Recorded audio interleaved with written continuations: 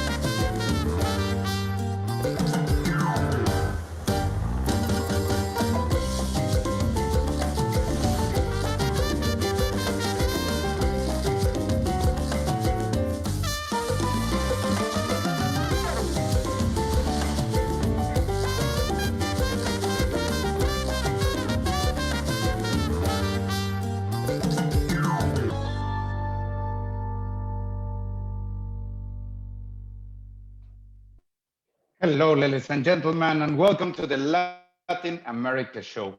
My name is Enrique Gelista, and it's a pleasure being here tonight with all of you. And well, it's like we have prepared a very Mexican show tonight. So we're going to have, and we have the pleasure to have the Red Global de Mexicanos, or the Mexican Global Network in the UK. Also, we're going to talk about artists, and we're going to talk about this Latin music, but of this contemporary Latin music, new trends. And we have an expert, an eMusic manager, that is Manolo, that, well, he's from Mexico, but he's based here in London.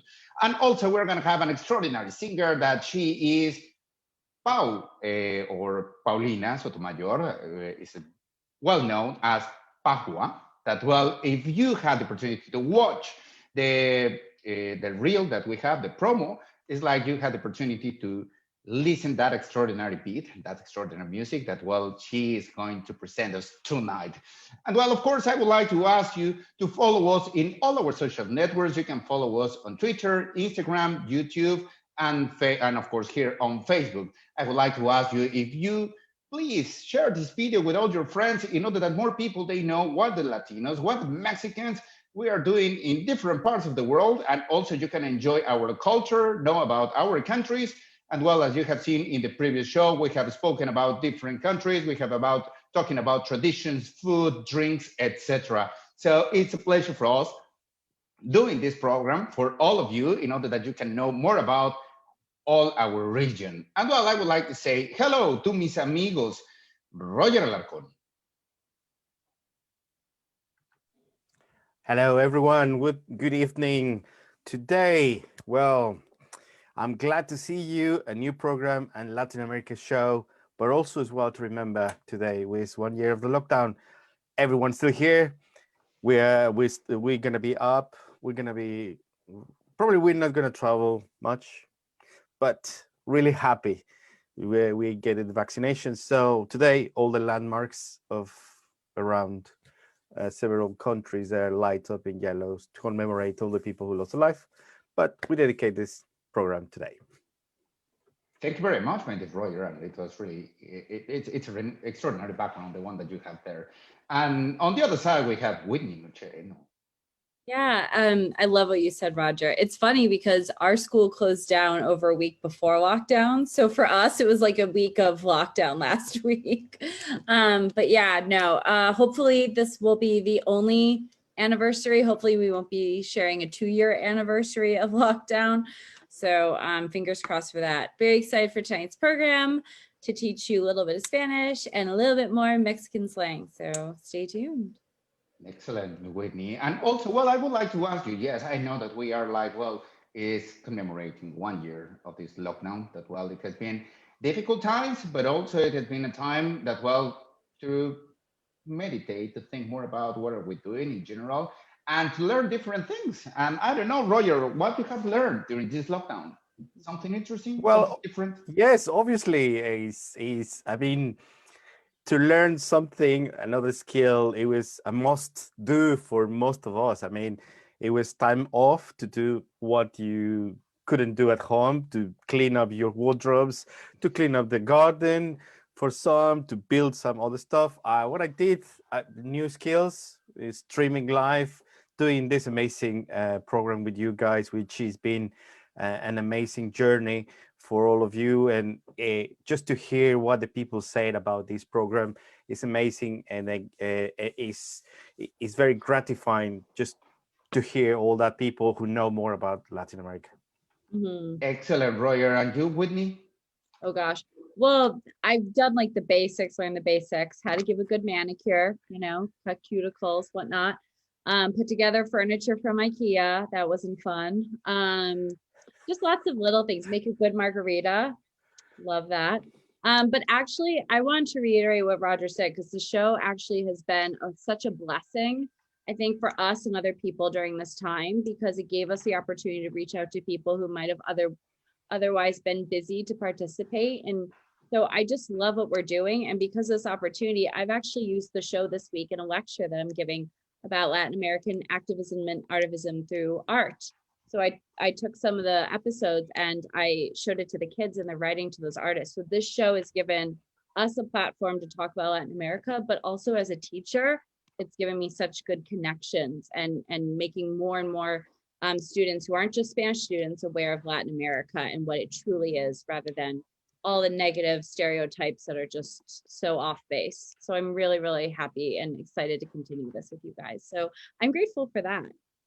Well, that's brilliant. And also, I would like to ask to the audience what they have learned, if they have improved some of the skills. Please share it with us. Put in the comment sections, like, well, what you have done, what you have learned. I don't know. Also, well, Roger, he was showing off tonight that, well, with us before the show, that you learned how to do this cheese bread that we had last week here.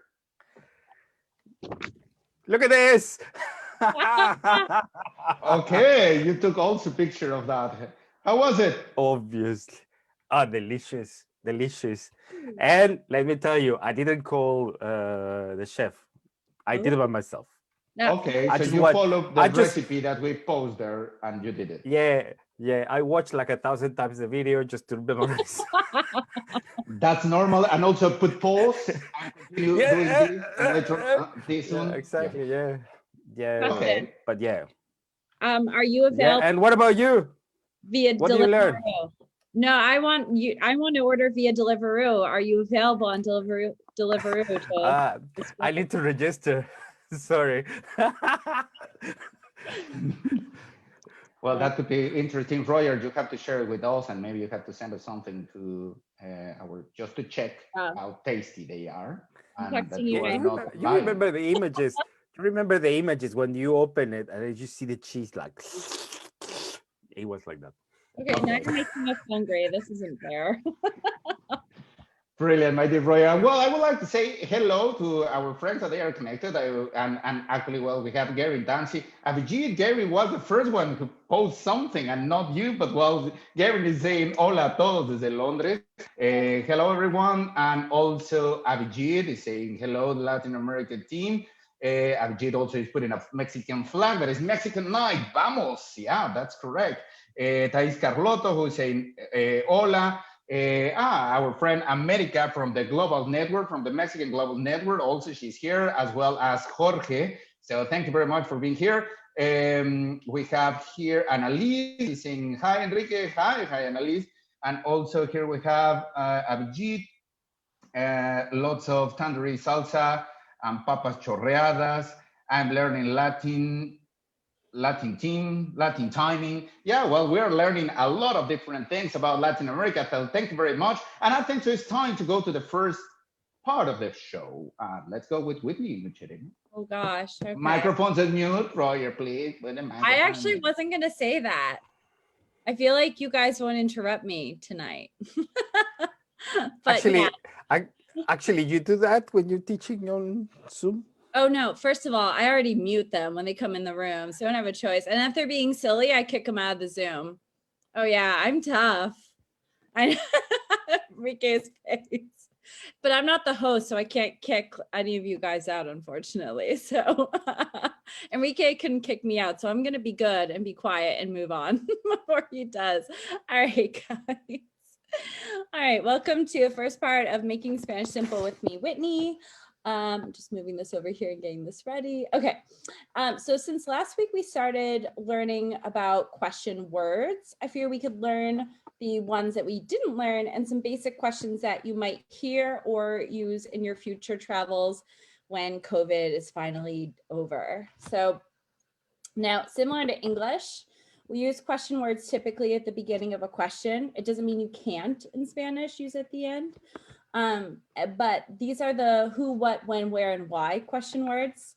And obviously, same in English, if you don't need a question word and you're just saying, oh, are you going here? Like, are you resting? Are you staying at home? Then you don't use a question word. And same in Spanish. So if you're to say like something in Spanish, like, ¿Quieres tomar algo? Do you want something? Or ¿Hablas español? Those don't take question words because you're saying, do you want to have something? Or do you speak Spanish? So same thing in Spanish. And I feel like that's really important to say because a lot of students sometimes will put question words when they don't need them. So anyways, here are a few question words that we have not covered. Before I get into them, they are similar to the ones that we did learn as far as two things. They all have an accent on one of the words, especially if they're two, like porque. And when we write them, I know that you're probably going to use your Spanish more for speaking. You have the upside down question mark at the beginning and then the regular question mark at the end, just like in that picture. So, por ejemplo, vamos a empezar. ¿Por qué? ¿Por qué means why? Okay. Like, ¿por qué vas a estudiar? ¿Por qué vas a ir? Like, why are you doing this? Why are you doing that? And then ¿qué? ¿Qué means what? It could be used before, like, I've used it different ways, like ¿qué estás haciendo? Or just ¿qué? Like, what'd you say? Like, ¿qué? ¿Cómo? So you can use it like, what are you doing? Or if you don't understand something, you can say ¿qué? ¿Cómo? And that's kind of to ask someone to explain it. And then you have cuál and cuáles. Now this is really interesting because in English, we don't have this. We have one question word and we don't have words that are singular and plural when it comes to questions. And that goes with cuál, cuáles, quién, quiénes. So let me explain. Cuál and cuáles, either one means which. So before I get into the singular and plural, I want to talk about how in English we don't use, we use both words like what and which, but we don't necessarily use them correctly. So for example, if we want to ask someone's number, like to get their number, we'd say, what's your number, right? But in Spanish, I'm not saying you can't say ¿qué es tu número? But it's also common to say ¿cuál es tu número? Meaning of all the numbers out there, which one is yours? So sometimes you will hear cuál more often than you would use it in English, in Spanish. So again, once you have selection, like options, that's when you would hear cuál more than qué, okay? That's just one of many examples. And I'll get into that in other episodes too. Now, also like quién, abajo, you have cuál, it has multiple forms. So you have a singular version and a plural version. And we're going to get to that in a second. And the same thing with quién and quiénes. So let's look at the next slide and I'll explain quién y quiénes over here. So if I was to say, ¿cuál es tu restaurante favorito? It's of all the restaurants, which one is your favorite? And if I'm asking for one, it's ¿cuál? But if I'm asking for more than one, like what are some of your favorite restaurants? Then that would be ¿cuáles? Okay. So it just depends on if the noun after it, and it's not immediately after it, you normally have a verb like which is. Then if it's singular, one thing, it's cuál. If it's plural, like in cuáles son tus restaurantes favoritos, it's plural. Same thing with quién, which means who. Again, you have quién and quiénes. So if you were to say, who is she? ¿Quién es ella? It's just quién. But if you were to say, ooh, who are them? Like a group of like women, you'd say quiénes son ellas. So that's a distinction between cuál and cuáles, singular or plural, quién and quiénes. And there isn't like cuánto, there isn't a masculine or feminine form. You just either have a singular, quién or cuál, and then plural, quiénes or cuáles. And then reviewing just a couple ones we did last week. Speaking of number and gender, cuánto does exactly that. So if I were to say, ¿cuánto tiempo tienes? How much time? Because it's tiempo, it's cuánto. But if I were to say, ¿cuántos amigos tienes? Okay, then it's cuántos because you're talking about amigos, is where it'd be cuántas if you're talking about amigas. So it serves as an adjective, and a lot of question words don't do that in English. None at all, as far as my recollection. Last few, ¿dónde is where? ¿Cuándo? Like is when. So you have ¿dónde está? Where is this? ¿Cuándo? Like when. ¿Cuándo vamos a ver? ¿Cuándo nos vamos a ver? Like when are we going to see each other? And then a qué hora is a little bit specific. We talked about this. We talked about all of these last time. And that means at what time, if you're talking about hours of the day. Now, let's see if this will come up.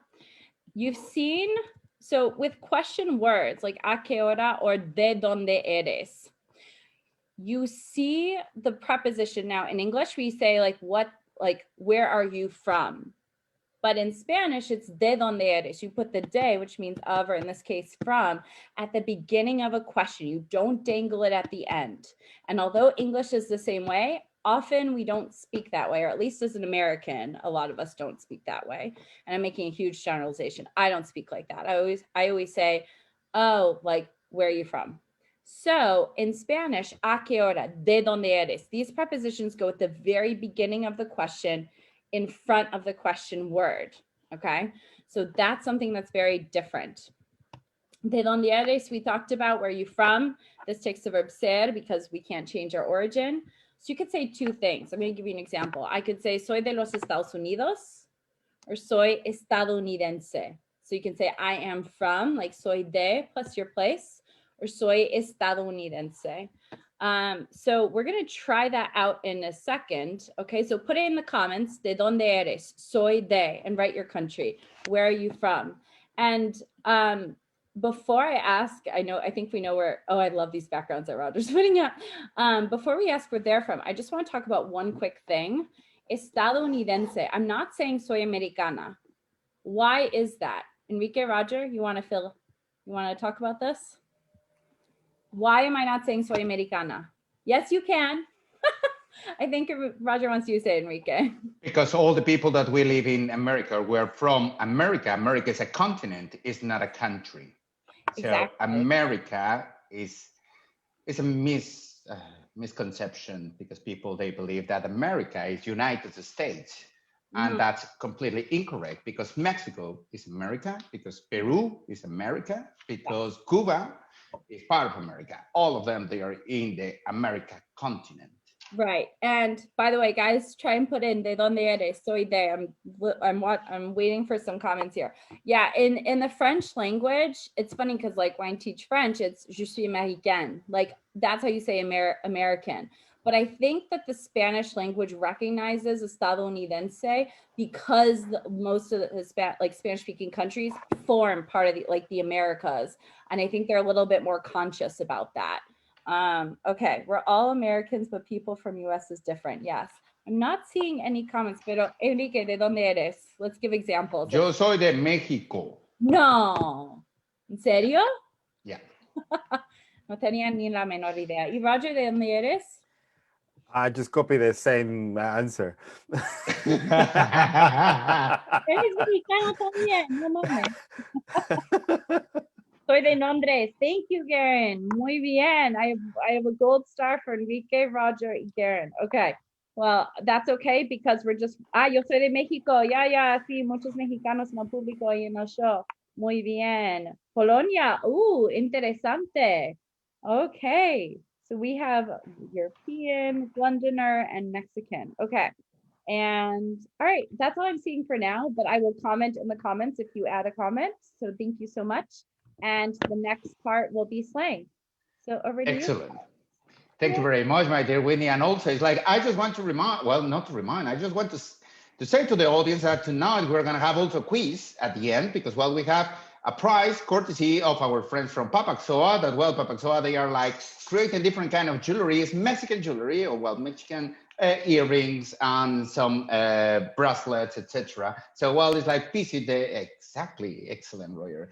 You can visit the page that they have at Papatxoa. That, well, it's the meaning that coming from like a hub in Nahuatl, that is apapacho. So, well, Papatxoa is a Mexican brand, and it's by a friend that, well, she's here based in the UK, but, well, she's doing all these handmade products. So, well, you can buy some different kind of ornaments and everything for yourself. So we are going to have a prize at the end of the show. So thank you very much, Abhijit. He's saying that soy de India. Omar SAENZ is saying that he's Chilango. Hello to Rodrigo Alarcón.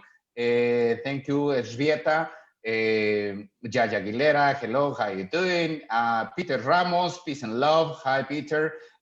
Carla Isabel is saying hi, everybody. Mauricio Jaramillo, our friend from Café Jaramillo. If you haven't tried, just try it. It's really, really nice. And of course, well, we had the opportunity to talk with him time ago. So, well, I think it's time to go to the music. Do you remember that? Well, tonight we're going to have Pahua. And this is an extraordinary clip, an extraordinary video in Mexico, actually, in Xochimilco. It could be like the Mexican Venice if you have had the opportunity to be there. If not, you will enjoy this extraordinary footage, but also the music is just amazing. So over to you, Roger. Yeah, I love the music and enjoy this.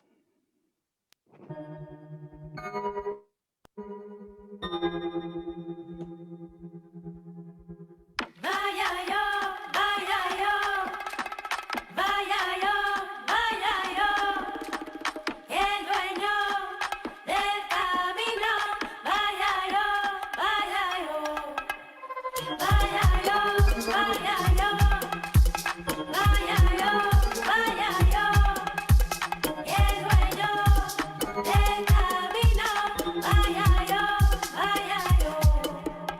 En tus labios se siente la risa en respuesta a mi mirada, una prueba que nos dio la paz. Lo tomo como amor declarado, ameniza, armoniza y trasciende en la luz. Vayayó, vayayó, vayayó, vayayó, el dueño del camino, vayayó, vayayó, vayayó, vayayó, vayayó, vayayó, el dueño del camino, vayayó, vayayó, vayayó, vayayó, vayayó.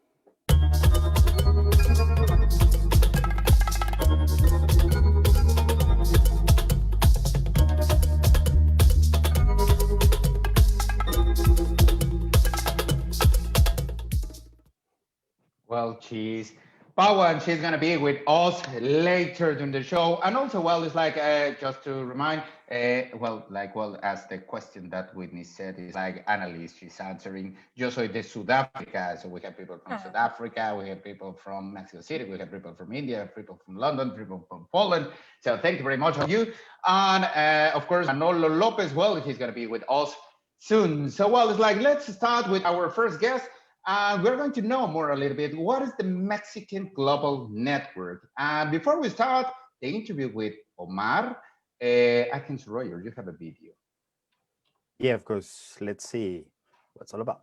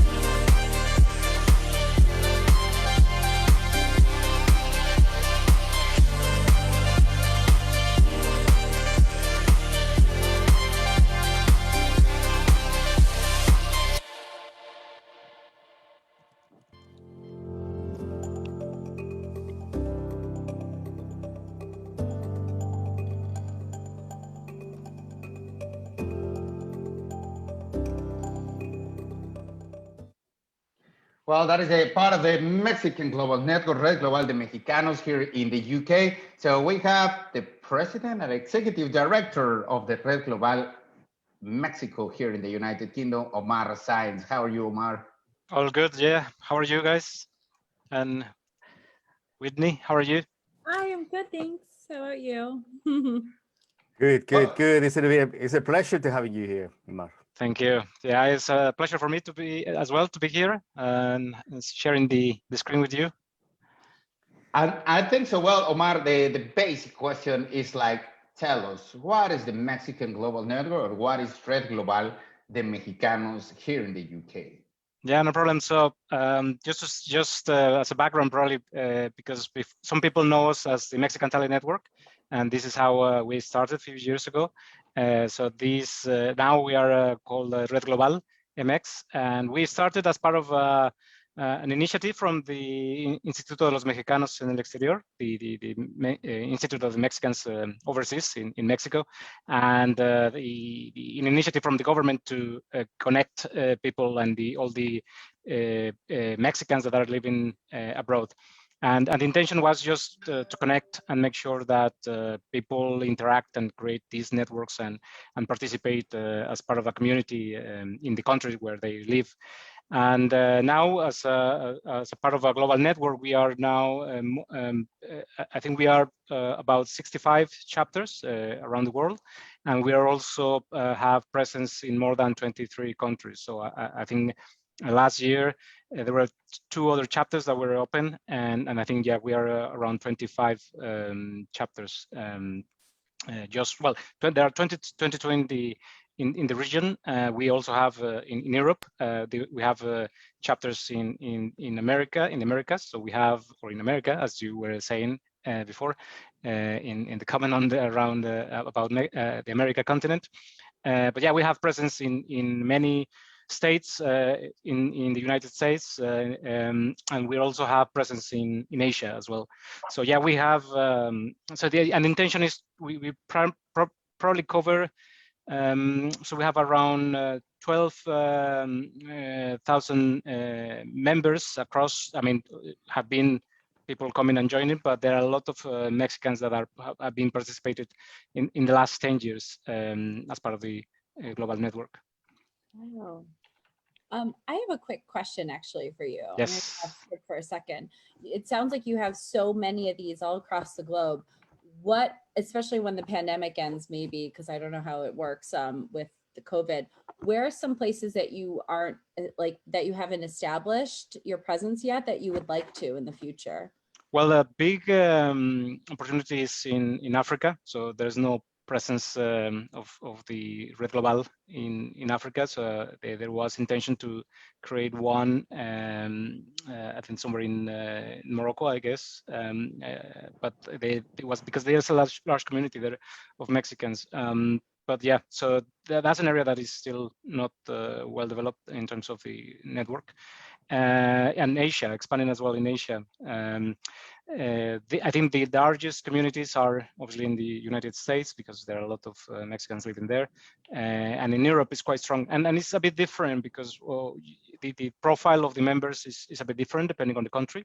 So, for example, in Europe, generally we have people that they are students or they join when they are students, and then they continue to be part of the membership, or maybe they are just living here or they move between the countries in Europe.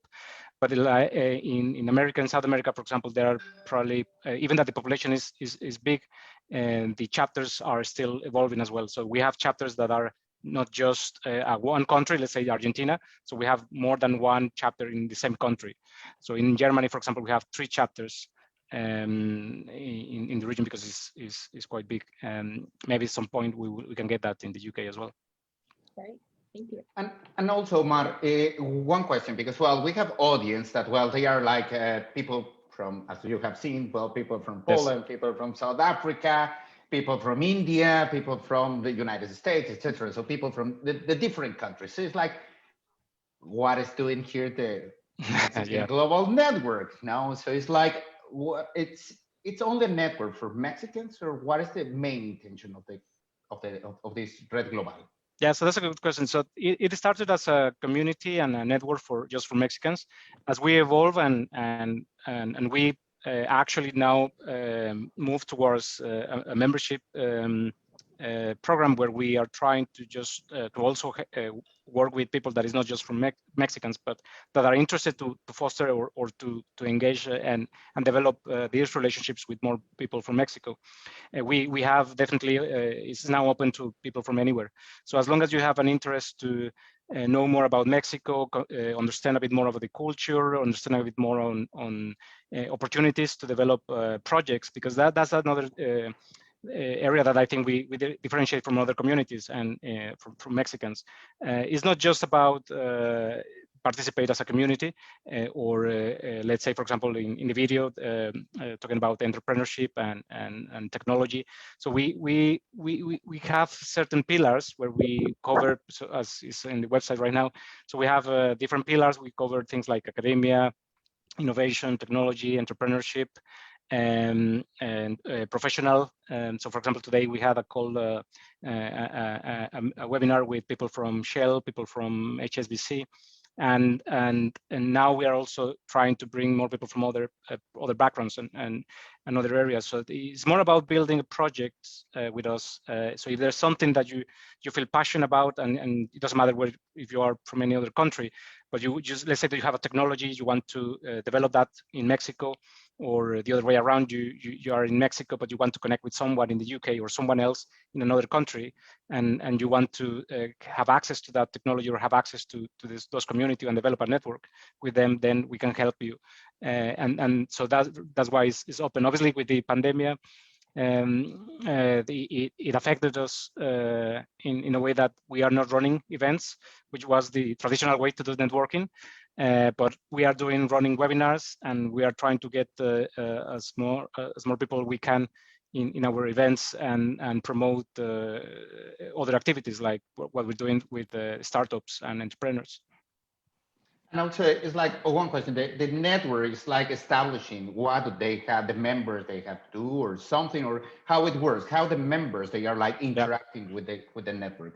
Yeah. So as I mentioned, the original way that we were connecting with other members was through the events. Now we have to be a bit creative as well, and we are considering now that we are moving towards a platform environment. So we are developing a portal where you can connect with other Mexicans or people that are interested in develop connections with Mexicans or interested in working in Mexico. And the way that you will use this portal is that you will engage in like you are doing in Facebook, but if you want to share things that are specifically for the projects that you're developing, or even if you are connecting with anyone from us, because our team is helping you to develop those projects. So it's not just for the sake of connecting. It's also so you have an idea and you want to, let's say you want some support to develop that idea a bit further, then that's where we try to connect with investors, or we try to connect with people that will be interested in supporting you in your project. And that's where we let the magic happen, because at some point we are facilitating that network and that relationship, but at some point is a responsibility, and at some point is just the way it is from the members to do their own projects and make them live at some point. And also these projects is like, well, projects like, for example, the ones that they are engaged with academia or well, the academia, and also the ones that they are involved with community and everything. You have a close relationship also with the Mexican embassy and the consulate in order to provide like a better relationships together, right? Yes, so as we started and we're very close to, we're still very close to the Institute of Mexicans overseas.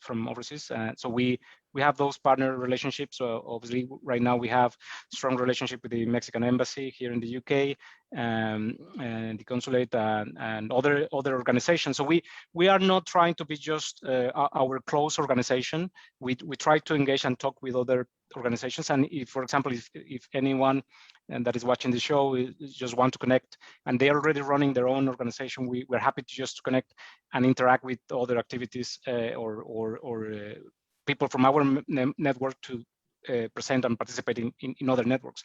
So we have had other sessions, webinars with universities as well, or alumni networks from other universities. So we have had that type of sessions with people from UNAM, from Guerrero, so the global network from university, the Ibero-American University in Mexico, and yeah, so it's trying to build those relationships and connect with people that is part of our membership, and helping them with their projects, which at some point could be creative projects, and it, you know, it's interesting because sometimes is you see you connect with people that you previously you didn't know that you were had the opportunity to develop a background or a project with them, right? So we have people that maybe they're a psychologist, that they have an idea, and then you introduce to someone that is working already on a digital platform, and then they decide to do something together, right?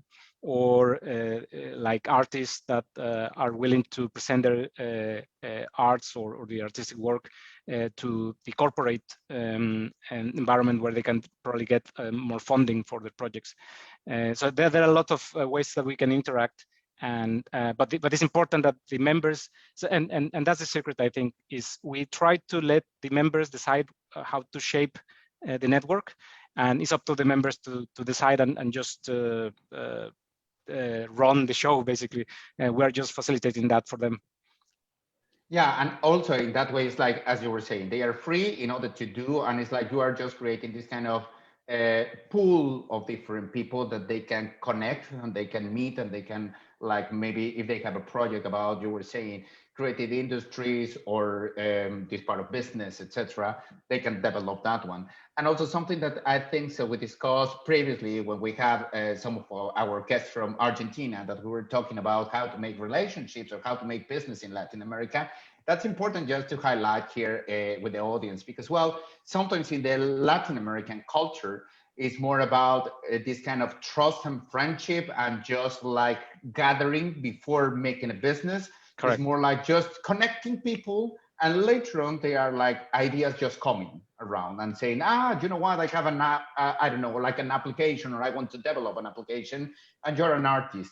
We can do something, and maybe you can develop a new project, right? Yes. Yeah. No, and that's what makes us unique, I think, as people from Latin America in general.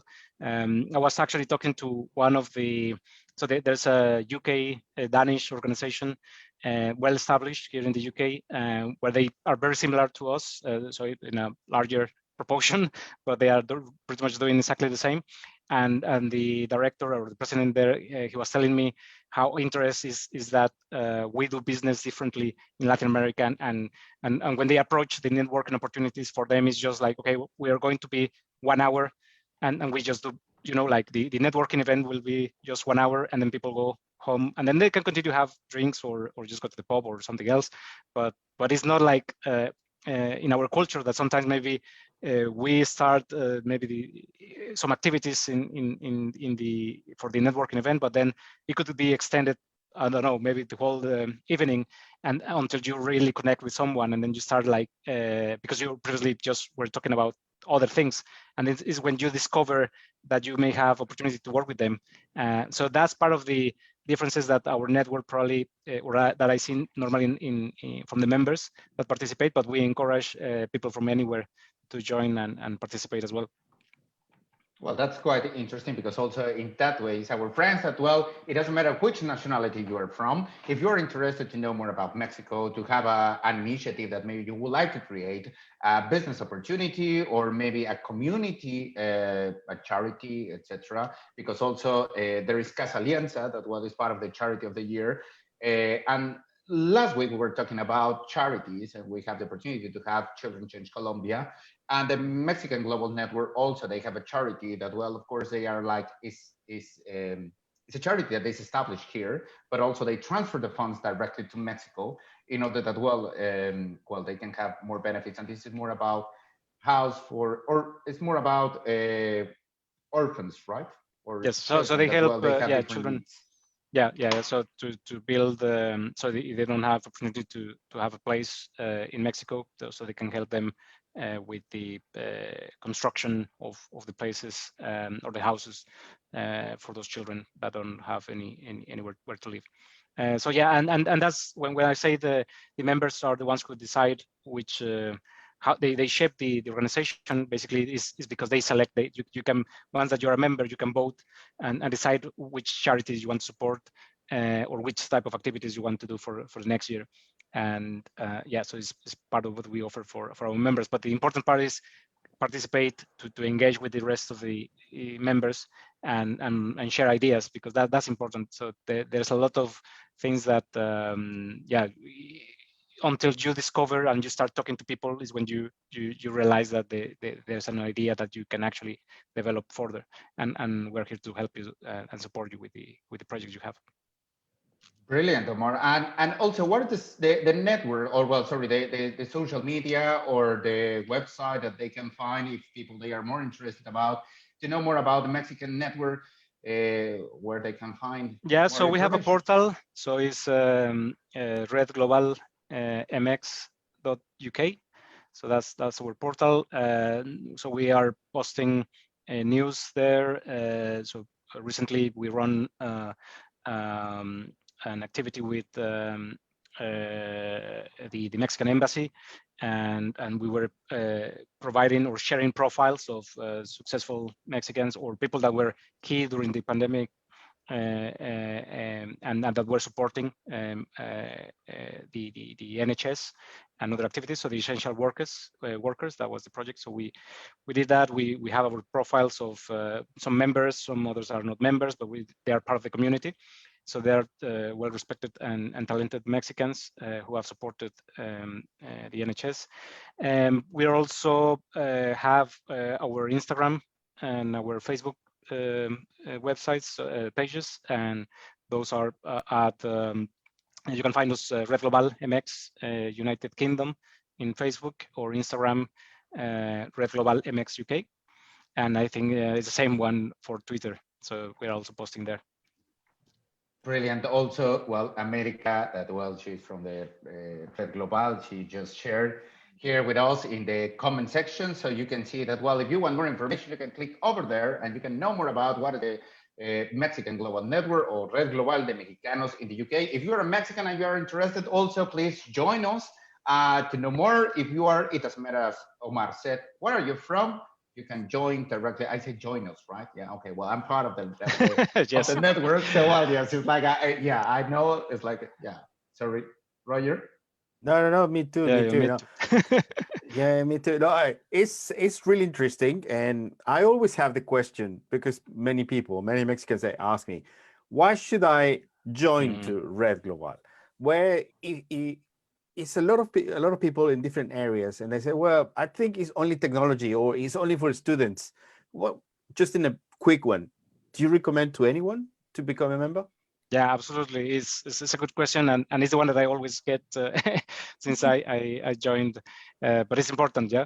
So yeah, the main reason is because we connect you with the people that you want to connect. So it's our kind of duty or our job to really try and push hard to get and connect with the people or the organizations that you want to connect. So if you don't know where to go, and that's why we have so many areas, because we realize that there are a lot of interest. So it could be just you just arrive here in the UK, you don't know where to start. You can join us, and we will point you to the right contact, and then from there you can take it further. Or if you want to do just a project with us, so those basically those two activities. We connect you with anyone that you want to connect here in the UK. And secondly, we support you a project if you join us and you're willing to be part of and run a project with us, we will support you. So that's why you should join us. And because pretty much as long as it's something interesting for the benefit of Mexicans or the Mexican community, or to expand the Mexican culture, we will support you. And also, Roger, it could be good that people, if they want to join us, if they're Mexican, if they want to retrieve something to Mexico, also if they have any initiatives in order to retrieve something to our country, but also as Omar, he was saying, how to expand the culture. If you would like to expand or to help us to expand the culture, traditions, etc., any of the ideas that you will have, they are like it doesn't matter which part of the world you are. That you can connect with the global network. And also, if we have people that they are watching this one, and it's not in the UK, you can find the closest one that maybe it's available in your country, as Marky was saying. Well, people that they are watching us in US, people that they are watching us in different parts of Latin America or in Europe, in Spain, etc. Well, you can connect directly with the Red Global in your country or in your location, because well, you were saying that, well, Red Global in US, for example, there are many chapters there, but also in Spain, I think so there are a couple of chapters, I guess. Yes, they have Spain and Barcelona. Yeah. Yeah. So well, it's like it's really easy to find it at Red Global MX. So well, people that they are interested in Mexico or just to link with Mexicans, please just go to the link and you can know more about us. So thank you very much, Omar. It has been a pleasure having you here. And Thank you. of course, well, it's like just following, we have next guest, that the next guest also is part of the Red Global. Oh. That is Manolo, right? That's correct. Oh, I think so. We lost Omar. Okay, we lost him. But yes, it's like, you are there. Okay, yeah. So Manolo is part of the Red Global, right? Yes, yeah, that's correct. Yes, yeah. Yeah. So okay, so thank you very much, Omar. It has been a pleasure. So well, it's like have a good evening. thank you very much. Thank you all for having me, and yeah, continue enjoying the show. Thank you very much. And I think so. Who's going to introduce? I mean, it's Roger, right? Roger, yeah. We Yeah, of Roger, course. you're going to introduce This is our next guest. Sorry, Roger. I'm going to introduce my our next guest, and when I finish the introduction, I'm going to pass a video so you can see it more. Okay. Okay, you tell us. Yeah. So Manolo Lopez is a music business professional, eMusic manager. He's a graduate from the Tech Monterrey CCM in 2014, and with a specialization in music business for the British University of Hertfordshire, specialized in marketing strategies for the new music releases and live events in Mexico City and London. Hopefully soon we're gonna have some after this pandemic. It also carries our artistic management and consulting activities for the Mexican and the Latinx Brits artists, identify the musical DNA and concealing them from the commercialization. With 10 years of experience in the music industry, you need to keep an eye on him because he's going to bring a lot of artists.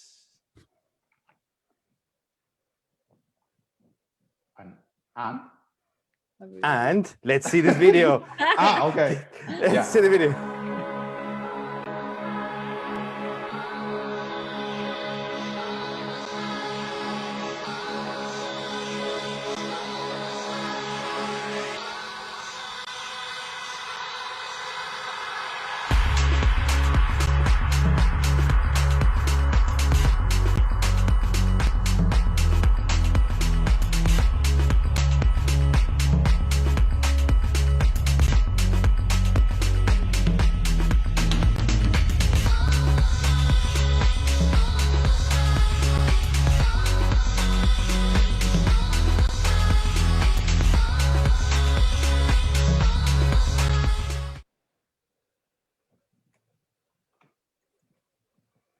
And now it's Papatxoa.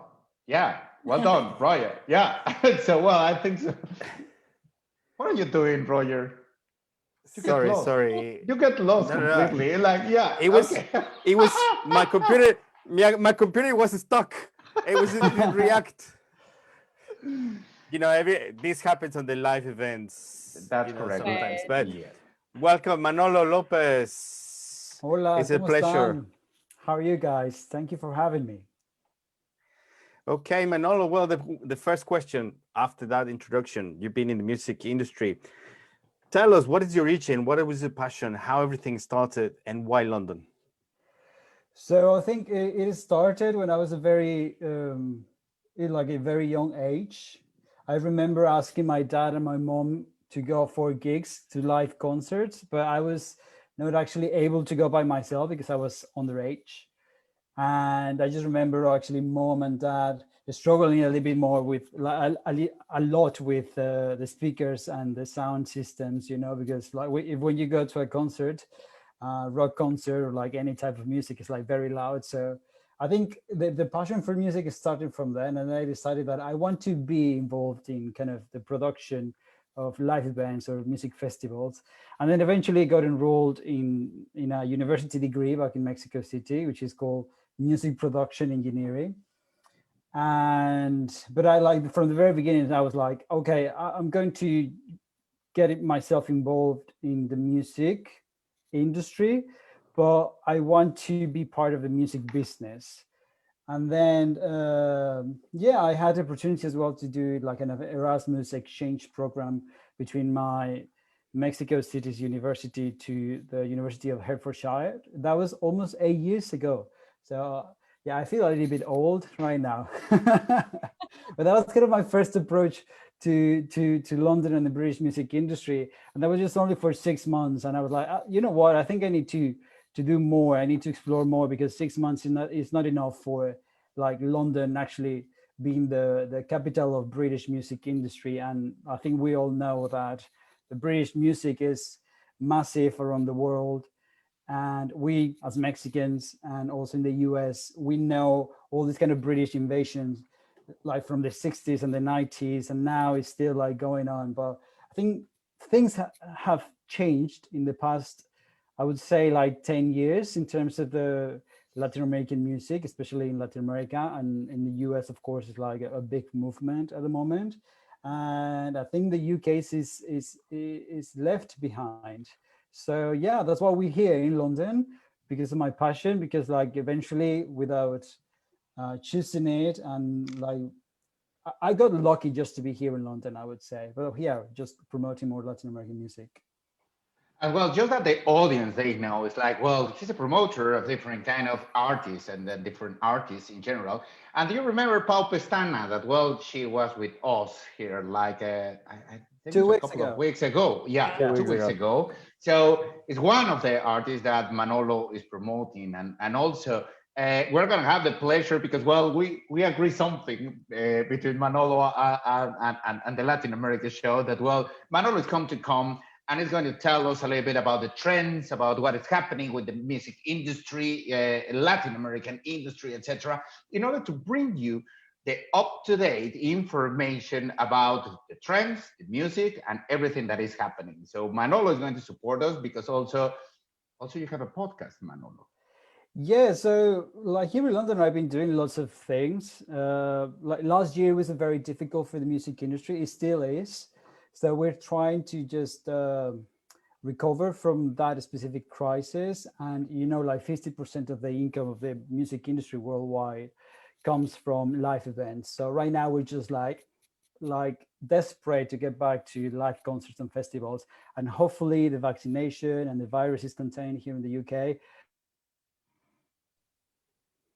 Oops. Summer festivals, that would be great. But yeah, I mean, I've been involved in actually creating my own Latinx music record label with a Colombian partner.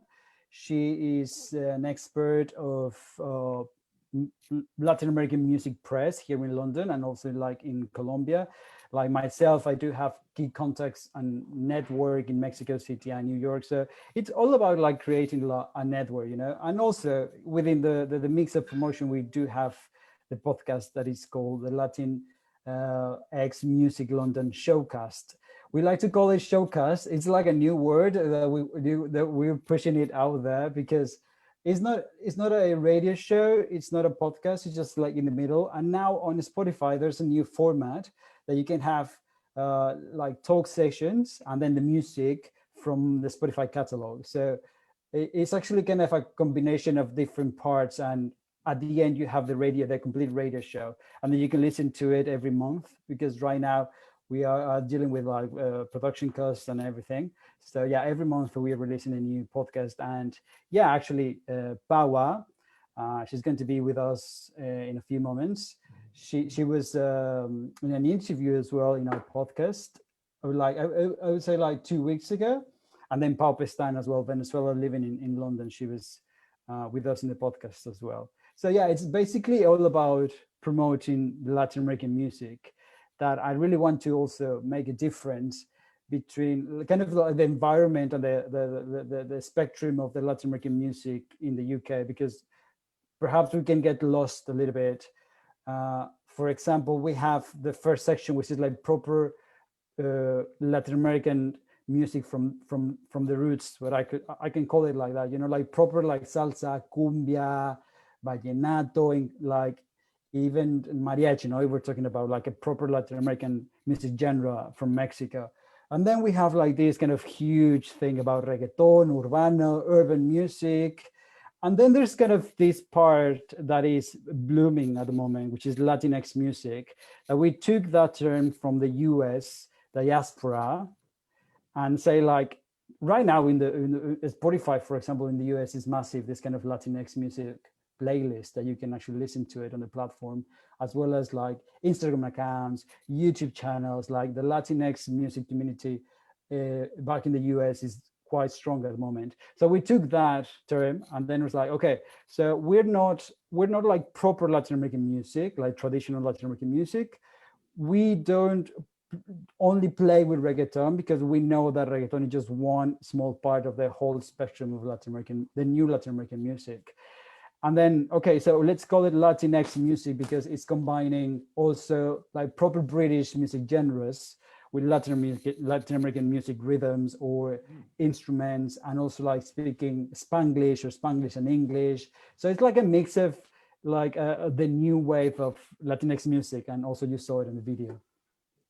I love that you said that, because like I teach like full time and I teach teenagers Spanish, and all they want me to play is reggaeton. I'm like, no, not happening. So I play like a mix, including the artists like Pau. I had to like, you know, turn the volume down on a couple of words, but they had no idea, and like play some of her songs because I love it. And I want people to know more about Latin American music aside from reggaeton. Like reggaeton is just one thing. There's so many great. So thank you for that. I have a quick question. As like someone, we all came to London, all of us, to work. So none of us are from London. So I want to ask you, what was your experience like as a Latin American coming, moving, and living in London and working here?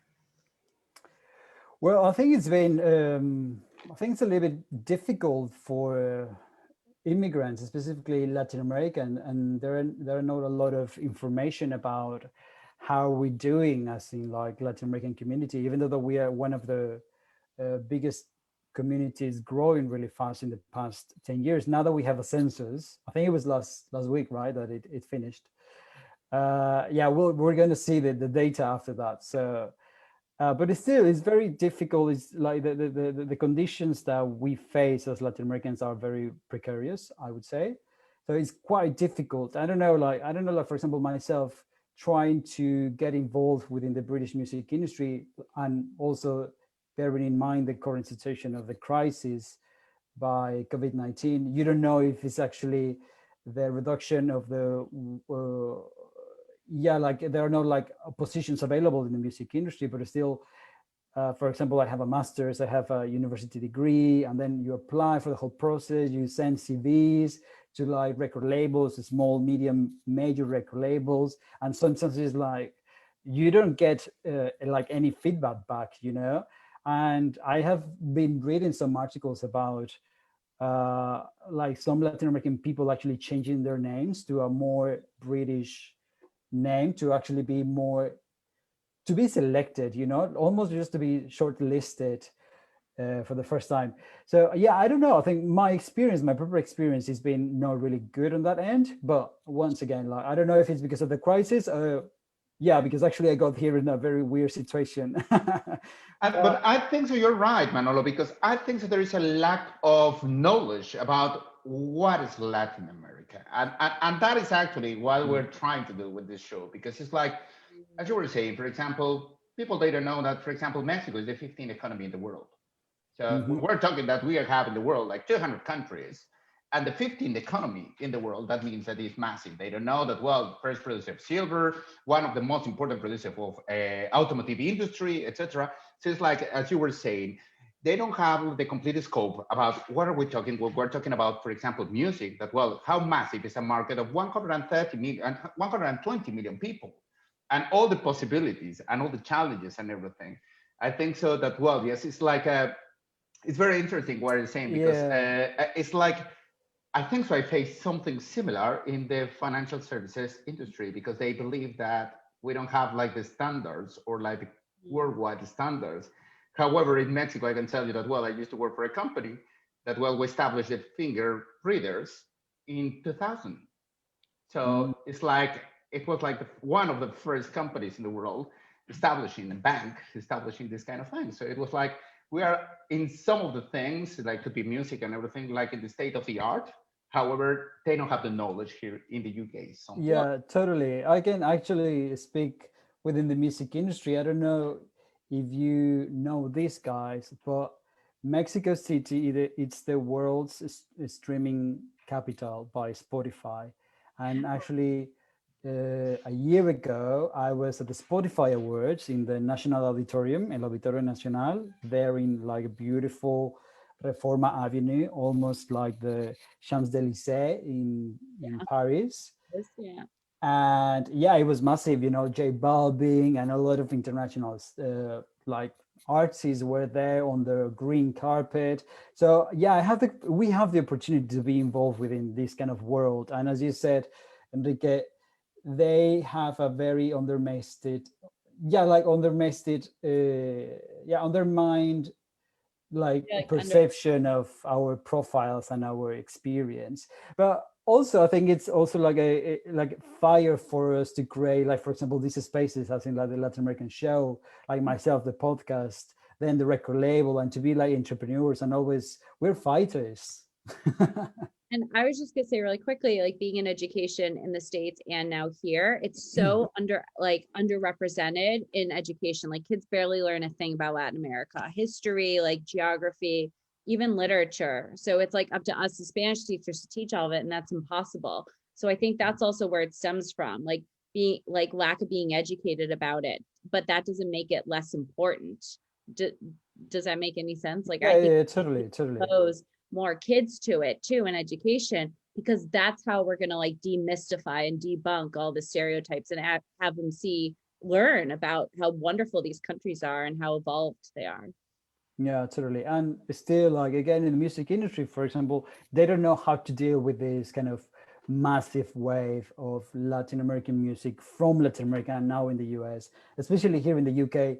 They don't know like a thing, you know. They're trying to understand it, but like, for example, when I was working in Mexico in an independent record label, we got a petition from Dua Lipa's management saying like, you know what, we need Dua Lipa to be in the top 10 chart in radio in Mexico. And they were asking like a lot to have like a reggaeton remix for her. And we were like, no, I think that is not going to happen, because actually it's not like Dua Lipa's like a style, and I know that, you should know that. So it's actually not the way, the strategy to go. So we can explore more activities. So yeah, it's kind of yeah, as you said, like they don't actually know what Latin American is, what we can offer to the world in terms of music, culture, knowledge, and everything. In that topic, it's very interesting you touched that topic, because obviously on 2 years previous, before the COVID, is kind of like the Latin Americans here in the UK, they organize and then they have like a convention for maybe 1, 2, 3 days, and there's several speakers. And personally, I seen the lack of knowledge of British people. For example, it was DJs from the BBC. They was biggest, obviously you are young, and then in the management, but the older people with the more experience, it's kind of like a lack and of pushing. Now, before it was, they say, oh, well, the most famous, we're going to carry on with them. But do you have more ideas, or what's next? What's next for the UK Latinx music scene? Well, I think it's us, because we have all the free way upon us. And I think like a lot of local Latinx breeds, that's the way we would like to call them, Latinx breeds. They are producing amazing music, and it's just a matter of time. I think after the crisis, over the summertime, and perhaps next year, or like in 2 years' time, like people will actually, like UK British people in like important positions within record labels, like in any level, will just like turn back and say like, oh, we missed that. And yeah, I think it's happening. Like us, as a diaspora, we are pushing it not like locally, but also internationally with some allies in the US, in Mexico, in Colombia, in Argentina. So it's all about like this network of ambassadors that know that Latinx music is a big thing and is going to explode in the upcoming years. So for example, I have a very close contact in New York. He's a friend of mine, also Mexican, and he's well positioned in a strategic role within Spotify New York. And he's always pushing it, like, you need to hear that this is what Latinx breeds are offering you, the saying like Spotify New York saying like, Spotify UK, you need to listen to these artists because they're there in London, so you need to actually take them out. So it's, yes, actually also like being a Latin American implies that you need to do your social effort and your social fight. It's not only about business, it's also to be socially involved in kind of like the needs of the community. How are we growing, how we connect, and also like the Mexican global network that we were discussing in the previous section of the interview. So yeah, it's all about that. And I think so in that way, it's like, sorry, I think so in that way also, just for the audience that they know, in Mexico, one of the ways that we are learning English is normally with songs. As well as you, for example, learn how to say despacito, for example. It's a basic, it could be that one, it could be any song, but it's like the best way to learn another language sometimes is the songs. And actually in Mexico, the teachers, they are playing the music, you have to translate it. Of course, you have to write it first, identify what they are saying, and translate it to understand what is the meaning of the song. But also this kind of Spanglish, because, well, I think so there are two things here. There are a big trend to learn Spanish in the UK and all over the world, because I think so they have recognized that, well, it's like we're almost 1/3 of the population that we speak Spanish. So it's very useful to speak Spanish.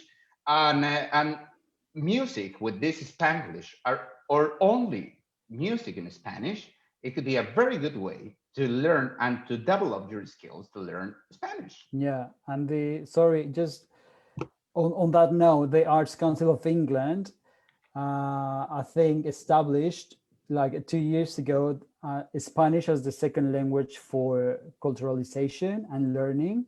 So for example, projects that has to be with Spanish or Latin American culture, they have a kind of a priority pass.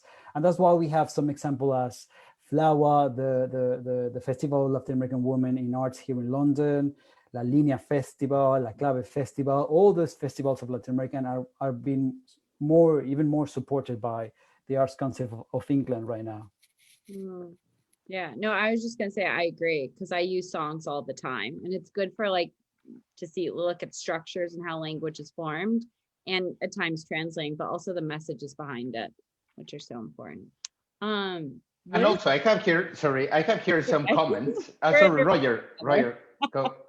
Because I have Yeah, some no, no, comments no. here that they are saying that Read the well, comments it's like, first. it's like, for example, Elisa Hernandez, she's saying, "Bravo, Manolo, that's my nephew." Yes, no. So, Oh. and also, well, Gabriela Aguilera, she's saying hello from Mexico. Sandra Hernandez is saying, "Very handsome, my nephew. I'm very clever. Bravo." Yeah, Te it's amo, because I man. texted the link of this show to my family back in Mexico, and it's like, hey guys, I'm going to be interviewing Hey. London. Yeah, also, Hi, well, mom. Gary Danzy also, she's saying, going to a concert that it's not online, be so exciting. Yes, again. And Abhijit is talking about Maluma, it means to be coming soon. Pamela Rawlings, Yes. as well, she's sending greetings, and she's saying to the Latin America team, and good evening from Washington, D.C. And also, well, Abhijit, as well, he's talking about, don't forget bachata. And also he's talking about Mark Anthony. Also Sandra Hernandez, she's saying hello, Manny. Yeah, and I'm saying I am Andres. By the way, okay, well, it's Sandra Hernandez is right, but it's Andres. No? Yeah.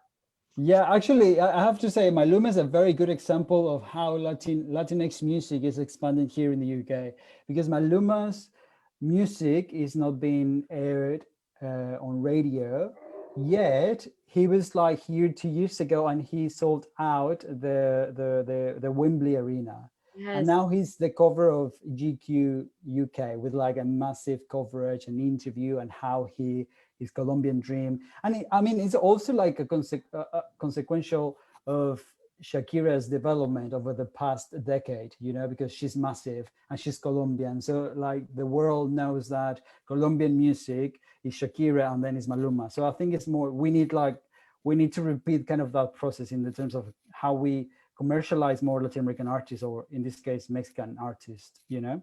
Mm. Sorry, Roger, you and then- wanted to say something. Yeah, no, it's just yeah. Obviously, he answered kind of like the question, but then obviously, what would you like to work in the future, and also how you can use these new technology, these new apps, for example, to reach the youngsters. For example, TikTok, like use it maybe to the music could go viral and then be more known for the kids, no, the Latin American kids. Yes, I have to say, like, as a proper millennial, that technology is a little bit hard for me. So it actually requires lots of time. I don't know if you've been in TikTok, guys, but like to make just one TikTok video of actually just no more than 30 or 45 seconds, it takes like perhaps like an hour, because you need to edit, you need to actually synchronize your body, like if you're lip syncing a song. So it's quite difficult if you want to also to learn a dance.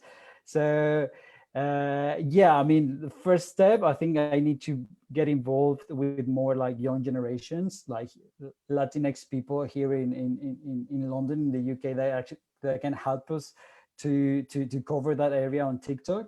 And of course, like we know it's trending, but because if 15 seconds of one of your artists, of one Latin American artist, could you open the door for a lot of more? Yeah, we'll see, because like the effect on the music in TikTok, it's a little bit like it's fleeting, you know, like sometimes it will disappear very quick. Like you can have this kind of viral sensation, and that's how the algorithm of TikTok works. Actually, the unique value proposition of that platform, and the Chinese have said that, is that once in your life, while using TikTok, you will become a superstar and you will go viral just once in your life within TikTok. And that's kind of the unique value proposition of that platform. And that's for sure, because I've heard like some examples before that you can just like go and upload a dance, and especially sometimes you go viral, you know, like 500,000 views or comments and something like that. But then like the trend just passes like really, really quickly, and then eventually you will be no one again. So I think the trick is how to actually translate the TikTok viral phenomena into like Spotify listeners, you know, because you have these people that will go directly to your Spotify catalog and listen to your music, and eventually if you make them buy a ticket for a concert here in London, that will be kind of the main point, because the whole promotion strategy is finished when you get a person going to the live concert. So yeah, there are like multiple scales and levels of that. Well, in that way, hopefully we will have more artists once the lockdown is over, and also you can invite us and you can tell us and let us know who is coming, and also the trends, and that the audience and also myself and all of us, we learn more about different artists, like the following guest that we have, that also is part of you are promoting her and Pahua, and well, I think so. So well, it's like, first of all, Manolo, thank you very much for being with us. It has been a pleasure. Guys. I know that well, you have shared already your network here in the comment sections, that well, the people, they are more interested, and also well, we will continue, of course, supporting you with your podcast, because your podcast is also in Spanglish, right? Yes, we have like a version in Spanish and the other one in English. So we actually make the effort to have like both versions for both audiences. Yeah. Mm-hmm. Yeah, and I share it on the chat, just the link to Spotify, but I will also share with you my Instagram, so you can follow me there. And if you're an artist in London or even in Latin America, we can offer you like some services to promote your music here locally. And yeah, so as in like Paulina Sotomayor, that she's going to be with us in just like some seconds. Yeah, that's correct. So thank you very much, Manolo. It has been a pleasure having you here. And well, also, as I said, well, it's like you are going to be with us in a following shows, that well, just that you come and maybe tell us a little bit more about different artists, different music that we can listen. And also, well, the music from Pahua and from other artists that we already have, we're adding in a playlist that we have also in Spotify, that is the Latin America Show playlist, Spotify, that Whitney is the admin of that one. And she's adding all the different artists that they are coming here and presenting to the show. So, well, if you want to learn about all these different kind of music, it doesn't have to be only salsa or only bachata or something. It's all the different types of music, genres of music that we have. They are in that playlist in order that you can know more about the Latin American music. So it's like, it's very easy in Spotify, the Latin America Show playlist. Right, Whitney? Good. Well, thank you very much, guys. And yeah. Pahua is just like there in the waiting room, so. Yeah. So, well, thank you very much. Bye. Thank you very much, Manolo. It has been a pleasure. Have a good evening. So, well, I think it's time to go to our next guest. Remember that at the end, we're going to have a quiz, and you can win this amazing earrings courtesy of our friends from Papatxoa. So it's going to be 3 simple questions about the show. So hopefully you have paid attention. So Whitney, over you. Okay, so it's so funny. I think like Manolo should probably be like doing this intro, but I'll try and do Pahua justice. Okay, so Pahua is a singer, composer, producer, and DJ from Mexico.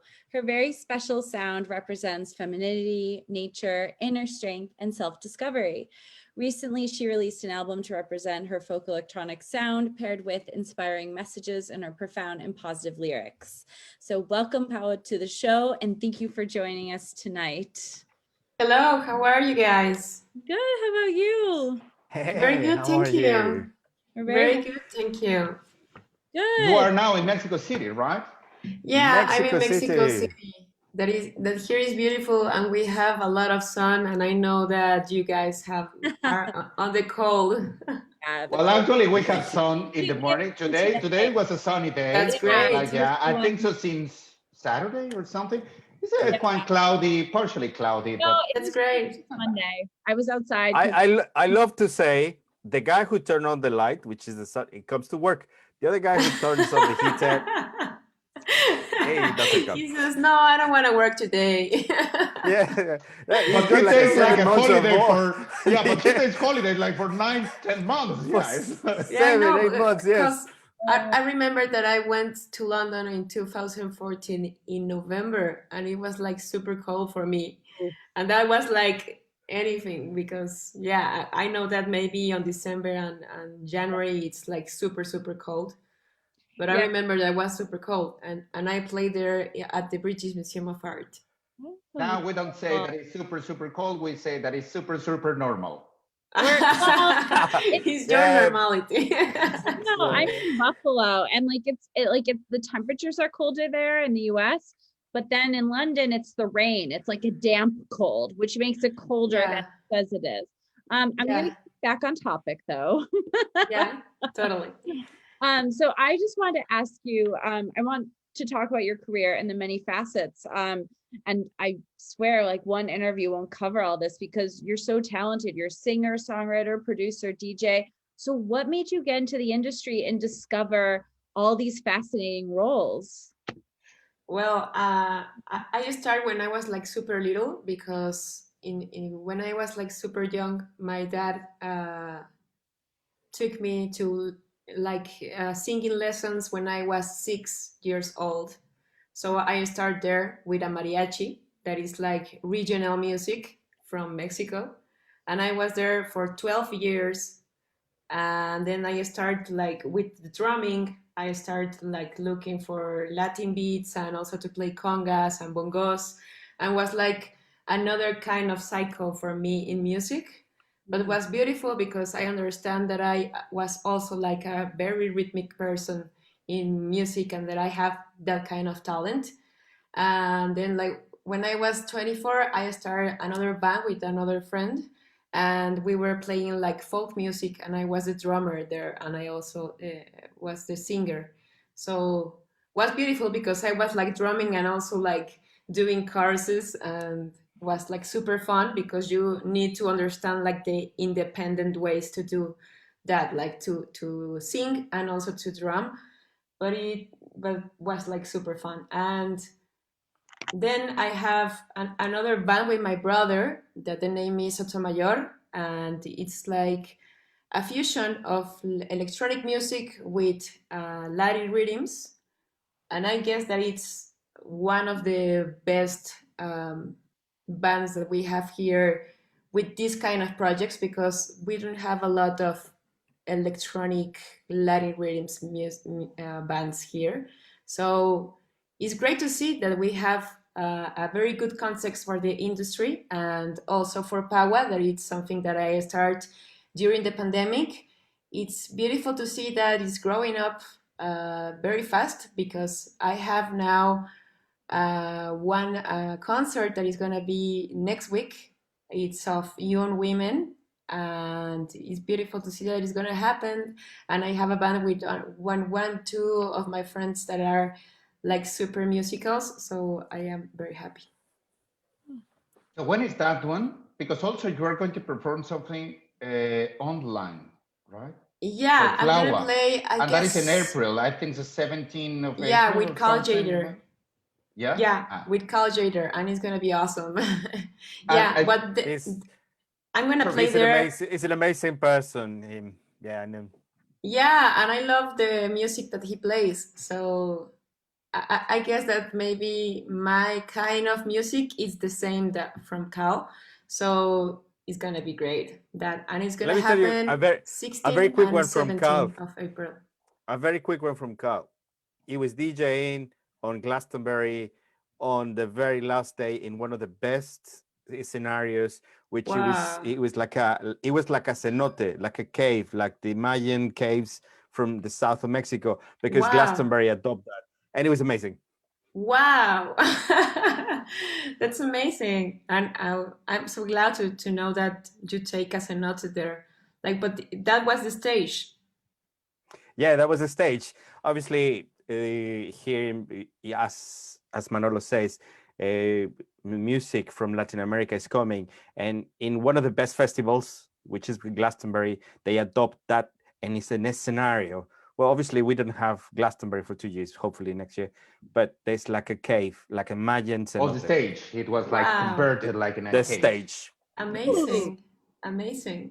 And in that way, it's like also, well, I was just saying that, well, you're going to perform this live event for Flower because, well, our friends from Flower, they were here like a couple of months ago, and they were presenting all this kind of industry and also all these artists that they are all the time providing, well, supporting here in Yeah. London. And today I received this invite that, well, it's like, and also just for to know the audience that, well, we are going to let you know, but I think that this is the 16th or 17th of April that, well, Yeah. they are going to have different events. And one of the main artists that they are going to present there is Pahua.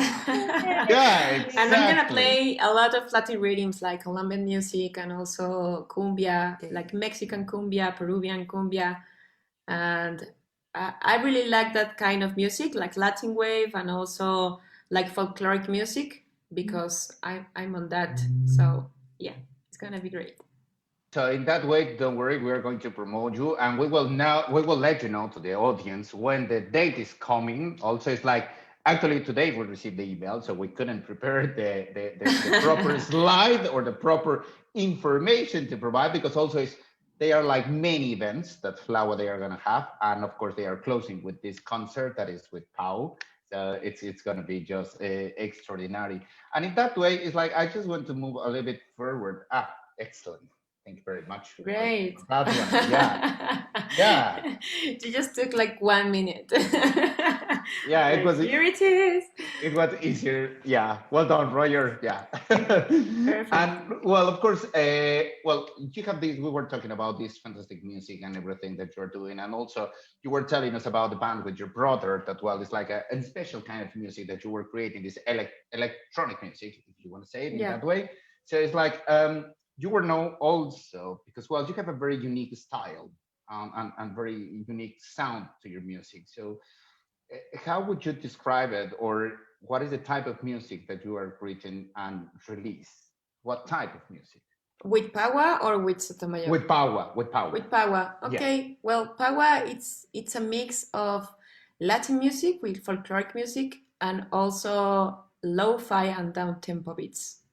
I try to understand these two ways because I know that I love Latin music and Latin rhythms, but I started working this with a guy from Brighton that is a very good friend that I met in 2014 because I went to his studio, and he's a really great producer. His name is Robert Strauss, and he was trying to do this music with me and to co-produce with me everything. And we started working in Zoom. So that's how like all the magic appears. And for me it was super special because I am like very used to do like everything in the studio with the being present. And this was another way and like using other kind of tools, and it was also great because we have like a lot of time to do it, and it's beautiful to see how like everything materialized now in the music. My first single was Vayayó that I launched it on, I guess, November of 2020, and then I launched Caramelo. And just in the final of February, I took out like my first EP that the name is Ofrenda, and it has like this kind of world, like the Latin rhythms and also the lo-fi and down tempo, like bonobo, keitranada, and that kind of music. And yeah, that's it. And in that way, I think that well, it's like Caramelo, as you said, that well, is one of the songs that we're going to listen. The songs that we're going to listen just briefly, but it's just going back to Vayayó. Vayayó has a particular meaning, or what is the meaning of Vayayó? Vayayó, a very invented word for me. But I went to Cuba and I was listening to girls that they were like singing everything in Yoruba, and I didn't understand what they were saying. And for me, one of the words was like Vayayó, and I was like, oh, okay, Vayayó, Vayayó. And when I get into Mexico, was like, okay, I'm gonna start working and doing lyrics. And when I was like just recording my my session, the first name that appears in my head was like Vayayó, and that was the name. But for me, the name is like if you are like just taking this light, or that you have a fate, and this fate is Vayayó. So for me, it's that kind of meaning. And everything, I took it also to the ofrenda, because the ofrenda is what you are taking of the universe and what you share to the universe, like with all the elements and all, and also like my feminine side. So for me, that's the ofrenda, and that's Vayayó. That's Okay. interesting. Also, it could be like Vayayó. It could be similar when we are struggling with English and what they are asking, what say, washa washa, and that's the thing. It's like I don't Yeah. understand washa washa. Totally. No, But in yeah. Yoruba. Actually, speaking about lyrics, can you talk about, like, in general, what are you trying to convey to your listeners? Like, what are some of the other underlying themes in your songs, like as a whole? Yeah, I try to use a lot of semiotic about how female it's on the nature, and everything to also connect with the nature again, because I know that many times we are like very conformist, or that we are vulnerable in so many ways. And I'm trying to do like this kind of self-love in me, that it's also identified in another people. So it's very good to do this kind of job like all day, to see how, if you know that you have like this kind of if you are aware of your talent, if you know how you are every day, and if you are taking care of all your sentimental and emotional ways. And for me, this was like something super new, because in Sotomayor, these kind of lyrics, they are not so there. We try to use also nature, but not in a feminine way. So for me, this is beautiful, is to share with me something like this, doing like a self-discovery. And yeah, it's the way that I really like to do the lyrics, and how it's like working for me. Yeah, thank you. Well, now I've got a question. I know you mentioned your brother. Do you like to work? You're gonna keep working with him, or what's gonna be the next Yeah, step? of course. It's We gonna be are- more power, or it's gonna be both. I am trying to do both, because we have an appointment tomorrow to see how it's gonna be like our next album. It's gonna be the fourth album, and we take out an LP that was on March, but it was the lockdown, and for us was like super shocking to see how the world like just stopped. And we were taking like we were doing a very good tour, and also a presentation in Mexico, and for us was like I don't know, like super disappointing. But we are like right now awaking from that. And I guess like in Mexico, things are better with the pandemic. So yeah, we are trying to do a new album, and also to take a Pahua. My brother also has two other projects, and it's also a producer. So we are trying to do a lot of things, because the industry right now is like moving a lot, but we are trying to do many things. Brilliant. So, and just a last question, Pau. Yeah. What do you love about Latin America? Oh my God. Just a simple way. Yes, it's like try to. It's gonna be very, yeah, and I say a simple way because I know that, well, normally when I ask this question, it's like a 20 minutes answer. So it's like just in a quick way, like Just one thing? I need to say just one thing? yes, like a, yeah, One. yeah, just one. Choose one. One sentence. Landscapes. I One guess sentence. landscapes because Landscapes. I guess landscapes, but also pyramids because they are beautiful. And I guess that in Mexico we have a lot of things, and in Latin America that it's also the people that we are like super warm and beautiful. So yeah. Excellent. Well, Three things. yeah, okay. Well, but it was a challenge. I know that for Latinos always is a challenge to speak like to summarize. Yeah, I know that we love to talk. So I know. So it's like that could be one of the challenges with me and Roger that we should have. It's like how to say it in one word. It's like Yeah. the most general question ever and reduce it to one word. You know, it's like the question of which one is your favorite artist, and it's like, oh my God, it's exactly, like super yes, hard it's to like- say, but yeah, Yeah, that's a challenge. Well, it's like totally. Thank you very much for being with us. It has been a pleasure, and of course, well, we are looking forward to know more about you, and also, you can come back again and present us Yeah, your I hope. your new songs and your new videos, etc. Please let us know when you have a new Yes. release or something in order Oh that we can yeah, present I here. need to say this like just before I close, but I'm gonna release a remix, like an EP of remixes with some friends. One is of a Mexican boy that the name is Hyoni, that he makes like lo-fi beats. Other one with Jitam, that he is from the India, but he has a label in Brooklyn. One of Click and Freak, that they are from Argentina, and another one from 039, that he's from Colombia.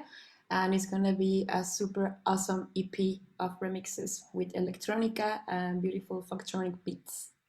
Well, yeah, I think so. This could be the perfect spot to present them. So it's like, let us know. You're welcome. And we can invite you Thank and you so invite the much. other person that you're featuring with in order that, well, maybe we can listen to your music and enjoy it.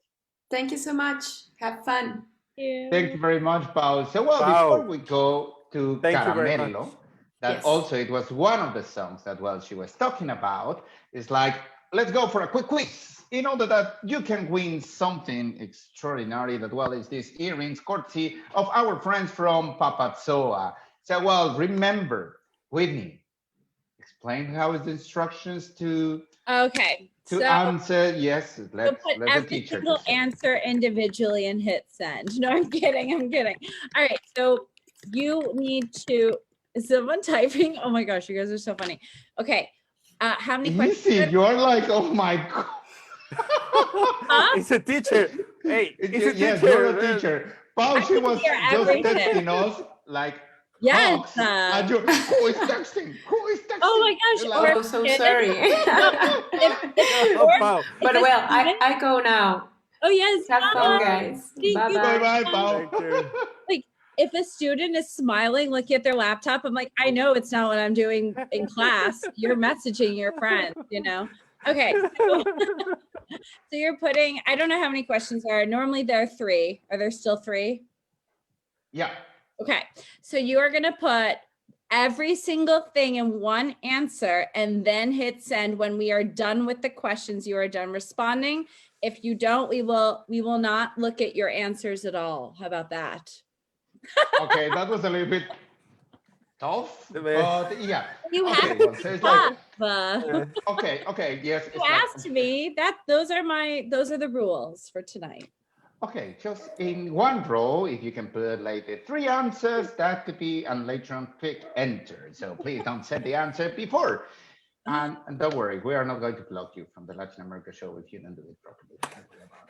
So it's like, so let's go for question number 1. And remember, you can win these fantastic earrings courtesy of Papatxoa. Also, well, if you are not wearing earrings, well, you can give them like a very good present that they are like handmade from a Mexican girl living here in London. But believe me, they are just extraordinary. So, well, the first question is going to be,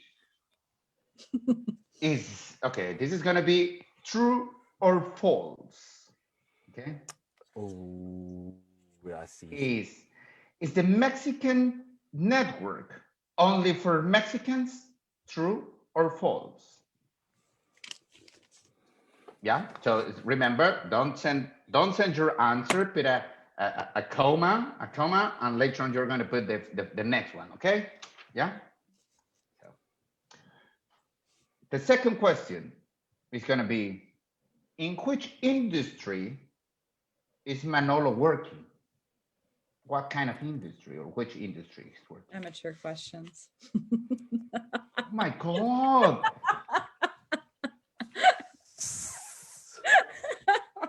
Okay, if you want, Teacher I can ask attacking. something like Teacher how many attacking. if you want, I can ask how many songs is Spotify having the playlist in the whole Spotify. Or something difficult? No, I'm not going to ask that. Okay, so it's like, come on. So it's like, okay. So the first question is, true or false? Is the Mexican network only for Mexicans? They turn, comma. The next one is going to be, in which industry is Manolo working? And the third question is going to be, this is going to be interesting. Let's see what Whitney is going to say. What is the meaning of Vayayó? Ouch. Huh. So, well, it's like, now that you have these three questions, remember, just put it in one line. The first one is like, is the Mexican network only for Mexicans? This is true or false. Later on, a comma. And the following one is going to be, in which industry Manolo is working. And the third question is, what is the meaning of Vayayó? So you can submit your answers, and let's go. I think so. It's like, what is the part that we're going? Because I know that you are just like, I'm conscious of time. We are going for Whitney section, and later on, Really sure. Caramelo song. Okay, let's go. I knew with all the guests, I just had a feeling that this was going to be a little longer. So I only have 6 slang words, but for my segment, let me just change screen instead of turn it off. But actually it was really interesting because while we were setting up for the show, we were all talking and I heard a lot of the slang that I've taught you guys from Mexico, like padre, que padre, or padrísimo. And we were actually talking about, I think it was Manolo who mentioned that there's a movement. So instead of saying padrísimo all the time, which means like super cool, that you would change it to que madre or madrísimo as well. So I thought that was kind of cool. But anyways, so there, we actually covered some of the slang that I heard in our conversation, which was really, really fun. And one of the other words is the first one on here, which is orale, which I heard. So I think we have like 5 or 6 words tonight. So let's get to them.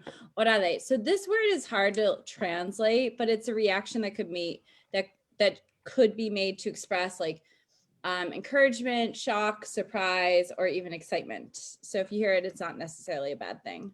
A poco, this is a weird one because poco means little. So like you've seen this as un poco, like a little of something as far as like quantity, but it doesn't mean that in this context. The best way to translate it is like really, or you don't say, like something as if like you're surprised.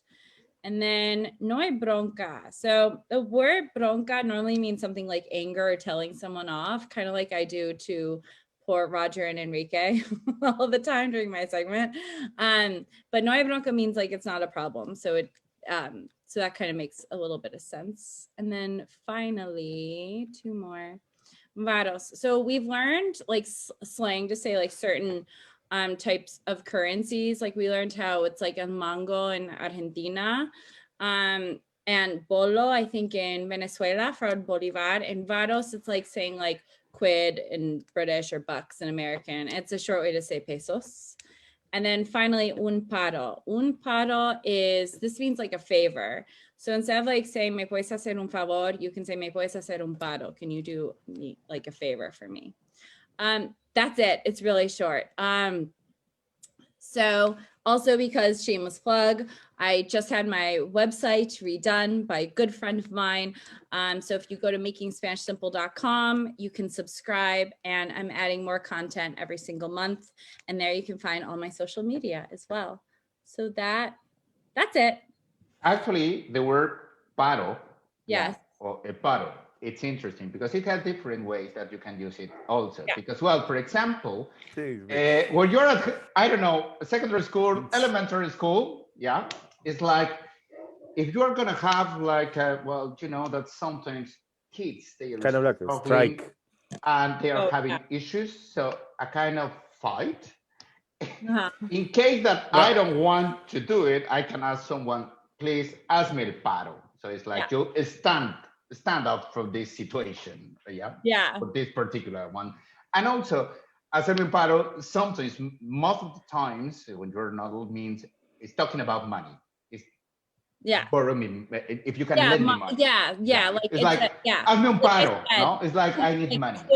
quid or bucks. I was just talking about the currency though. Yeah. As far as And if you use only the word paro, it could be a strike, like a strike. You know? Ooh, I don't Ah, know. well, yeah, that could be, but that is, yeah. But that is more like in Spain, no? Like it's el paro. Yes. That well is when they are like in a strike or something like that. Yeah. No, they Mexico is not like very useful in that way. say no? huelga a lot in Spain. Yeah, or exactly. like- Mexico is more like Yeah. huelga, no? yeah. Yeah. But anyway, okay. Thank you very much, my dear Whitney. So, well, it's time to go for music. Oh, remember, well, I have seen some submissions here, but remember, well, the three questions here are like, is a Mexican network only for Mexicans? The question number 2 is, in which industry Manolo is working? And the third one, what is the meaning of Vayayó? So, well, you can participate. Meanwhile, we are going quickly, well, not quickly, but we're going to listen Caramelo. That is one of the songs from Pahua. That, well, is like just extraordinary song. Over you, Roger. And let's go back with the results and just to say good night. Yeah. Over you, Roger.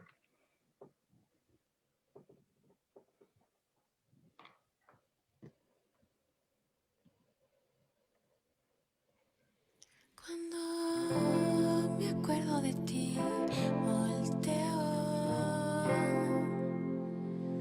hacia el cielo, dibujo tu perfil, modelo con relevo. Cuando sé que hay que partir muy lejos, ya no sé ni qué sentir. Cuando sé que hay que salir muy lejos, noche no podré dormir. Adorno con terciopelo, un cachito, caramelo, nuestro amor en paralelo, lo agarramos del anzuelo. Adorno con terciopelo, un cachito, caramelo, no importa si me desvelo, eres parte de mis sueños.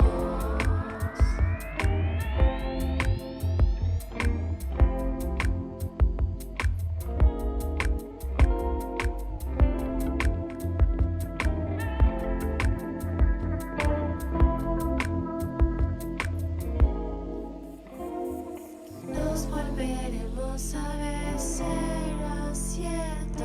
Este mundo es un vaivén. Desenvuelvo en un babel, será cierto. Los dos hablando a la vez. Adorno con terciopelo, un cachito, caramelo, nuestro amor en paralelo, lo agarramos del anzuelo. Adorno con terciopelo, un cachito, caramelo, no importa si me desvelo, eres parte de mis sueños.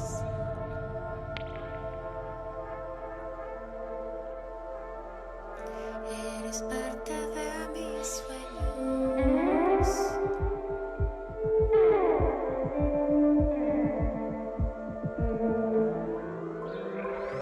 Adorno con terciopelo, un cachito, caramelo, nuestro amor en paralelo, lo agarramos del anzuelo.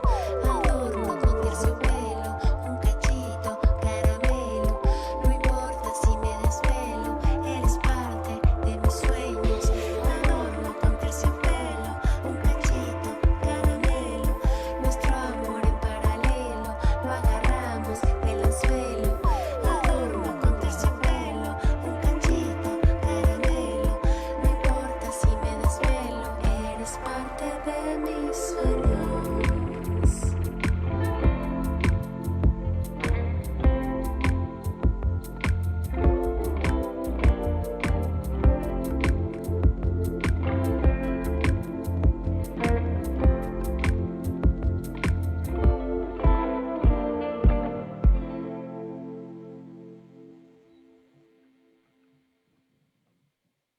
Brilliant. So, well, she is Pau.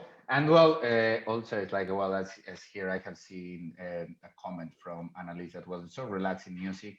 And also, well, Abhijit is saying that, well, very Indian way of sitting and playing music. Yes, that's correct. And well, talking about that very relaxing music, you can watch the dog, how relaxed the dog was there. No, yeah, I don't know if you have watched the dog there, like was like just laying down and enjoying the music. So well, it's like, yeah. So well, she's Pau.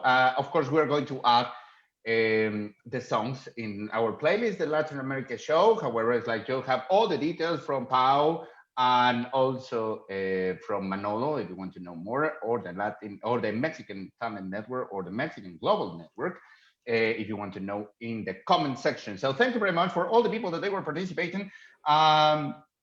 It's Pamela, she's saying, love her sound and the dog is in heaven. Yes, that's correct. And also, yes, love the dog too. Yeah, because, well, Abhijit also highlight that part. Evelyn Franks also, she was saying the same. If he's so relaxed, the dog. Yes, of course, we can watch it perfectly. And yes, apologies. Yes, Roger. Yeah, they are saying están en paro. And normally it's like when, yes, it's like, yeah, she's saying that, well, sometimes when they are these kind of workers that they are not like in a huelga or in a strike, as you were saying, yes, it's some of the words that they are using. So sorry, I'm correcting. Yes, I forgot it that part. Yeah.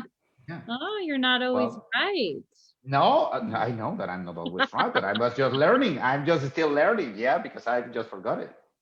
Yes, I can see. See, I told you. Yes, Roger. Yes, I told you. Which side you are? Like this one or the other side? It's like this side or the other one? Here. No, that side. I don't know if you are in this side or in which side you are. Oh, sorry, Roger. Yes, I know. Sorry, Roger. Yeah. And you don't have any idea, Whitney, why we're doing this. Do you know that? Because on Facebook, Roger is down and I'm up. You cannot watch it here. Yeah, so that's the reason why. Like, he might be on the other side. Yeah, no, I know. It's just funny. I'm like, I thought he was it's just in the room. It's just difficult to find out where it is. I don't know where side, right, left, and also this screen is changing all the time. So it's like, yeah, I don't know exactly where people they are. Anyway, so thank you very much for all the people that they were participating. Zvieta also, she's saying, muy buena música para la primavera que ha comenzado. Oh my God, she's improving her Spanish. Remember that she said that she's Polish, and well, she's saying that it's a very good music for the spring that just started. Beginning. So, and not only fantastic. that, I love the flowers. I love the river. Everything is amazing. Everything is amazing. That's good. So well, it's like let's just. Thank you very much for all the people that they are submitting their answers. And yes, well, what were the answers, Whitney? Tell me. The first one, true or false? Is the Mexican network only for Mexicans? False. It is for everyone. It's open to everyone. Okay. In which industry Manolo is working? Fashion? No, I'm just kidding. Music. I was taking notes. I'm a good student. Okay, perfect. Music industry. And what is the meaning of Vayayó? It was something that was confected by Pahua, and it means something to do with femininity and Mother Earth. That's correct. And the first answer, because well, today I didn't ask for any number, any letter in particular. So well, the first correct answer is from Gabriela Aguilera. So thank you very much, Gabriela. So well, you are like the winner of these extraordinary earrings, courtesy of Papatxoa. So well, it's like if you can send us, Gabriela, just your details. Hopefully you are here in the UK in order that we can send it to you. So please send us a quick message via messenger here on Facebook in order that we can send you all your contact details, like your address. Well, we have already your name, but your address and telephone number, and we can contact you with the provider in order that you can receive your earrings. So thank you very much for everyone for participating. Of course, it was not like a precise answer, but yes, but everybody answered correctly. So thank you very much. And also Lily Martinez, thank you very much. She's saying, well, that Mexican music and everything that is extraordinary, that was very good modern Mexican music that we are like showing here in the Latin America show. So it's time to go. So Whitney, do we have, sorry, Roger, do we have some events or something? Yes. Quick events.